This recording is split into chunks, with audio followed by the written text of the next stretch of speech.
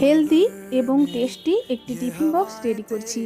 আজকে টিফিন বক্সে দেওয়ার জন্য আমি তৈরি করেছি হাতে তৈরি করা গরম গরম আটার রুটি। রুটির ওপর একটু বাটার দিয়ে মাখিয়ে নিচ্ছি। বাচ্চাদের এই বাটার অথবা ঘি খাওয়া কিন্তু খুবই ভালো। যদি বড়দের খেতে অসুবিধা থাকে আপনারা ঘি বা বাটারটা স্কিপও করতে পারেন। এর ওপর আমি স্লাইস করে কেটে কয়েক টুকরো কলা দিয়ে সামান্য গুঁড়ো গুড় ছড়িয়ে দিয়ে রোল করে নিচ্ছি। এরপর আমি দু টুকরো করে কেটে নিয়ে টিফিন বক্সে রাখছি।